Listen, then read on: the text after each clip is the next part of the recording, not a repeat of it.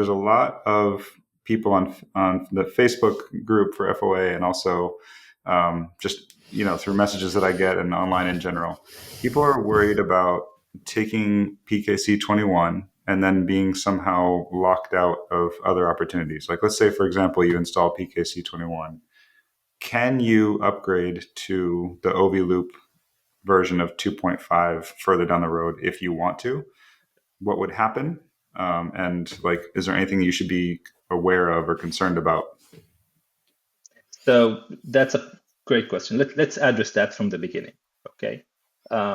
So we'll be clear so everyone will be on the same path. So every PKC out there has a bug that the PKC might break when you update it.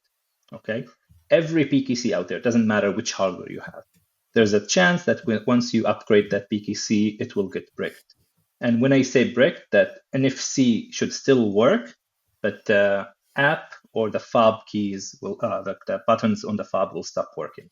And this, just to be clear, this has nothing to do with where you're upgrading from, right? No. Which, okay, great. Doesn't matter. OTA, service provider, volunteer, yourself, doesn't matter, right? It's a bug in the PKC, in the microcode that updates the BLE stack, if you want to get more technical. So first thing is, with the PKC21, we are introducing a new bootloader that fixes this bug. Okay, so anyone who's getting PKC21, the first step is to get that bootloader that will fix the bug, and then we update you to PKC21. So if you got PKC21, you are safe. You can downgrade to PKC20, PKC17, to 22, back to 21, whatever PKC you want, and you are on the safe side. You don't have that bug anymore that can break your PKC. And I have to say, a bricked PKC is not something easy to replace. I had to do it twice, and it takes few hours. You need to take all the dashboard out, replace the PKC, replace all your fobs. You need new fobs, new cards, and to put the dashboard back in the car. So that's the good part, right? If you're getting PKC21, you're getting the new bootloader, and you don't have that bug anymore. Okay. So now let's address PKC21 and PKC22. I think that's important for everyone to understand as well. So first of all, you know that you are on the correct path and you are succeeding when others start copying you. So PKC22 is just a copy of PKC21 with a different connection scheme. What does that mean to everyone? It's basically you're getting the same features as PKC21. Okay, actually PKC1 has a little bit more features because we don't have cloud, but more on that later. So basically you're getting the same features as PKC21, but PKC22 will only connect to OVLoop app. PKC21 will connect to the FOA app, the OceanLink Pro. PKC22, same features, will connect to the OVLoop app. Okay. So this is, I know we talked about how you are locked. So I think this is what you mean by locked. If you have PKC21, it will only work with OceanLink Pro. And if you have PKC22, it will only work with the OVLoop app. Okay. Owner who decided to go either way, you can still switch between them, right? If you installed OVLoop 2.6 to get all the 2.6 and you got PKC22, after that, whenever you want, you can install PKC21 and use OceanLink Pro. The same if you have PKC21, you went to the meetups today or tomorrow or in a week, you got PKC21, then you decided you want the 2.6 of OVLoop, they can push PKC22 to your PKC and there's no problem with that. The opposite, you are safe because you already have the new bootloader. So yeah, you are temporarily locked to one app, right? With either PKC21 and PKC22, but you can always go back and forth between them. Okay. That's really helpful to know. I had thought that if you went to PKC22, for example, that it was impossible to downgrade you to a different version. No. That's not true. No. The PKC doesn't limit you. You can go from 22 to PKC9 as well.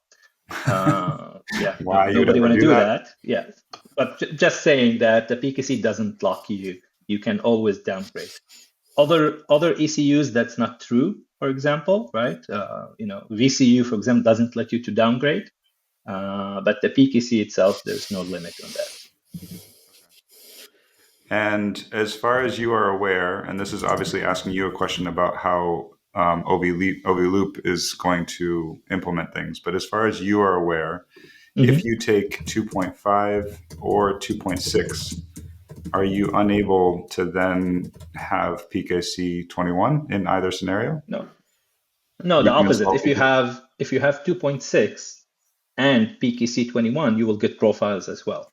Because again, it's the same features. Both PKCs implement the same features, just packaged differently or branded differently, right? So there's no scenario that you're aware of that you are stuck. Like there's people keep referring to like this fork in the road. Like, oh, Yeah. the FOA has their solution and OV-Loop has theirs, and we now have to decide. That's actually not true, right? No, we came to an unfortunate scenario that you have to choose an app, right?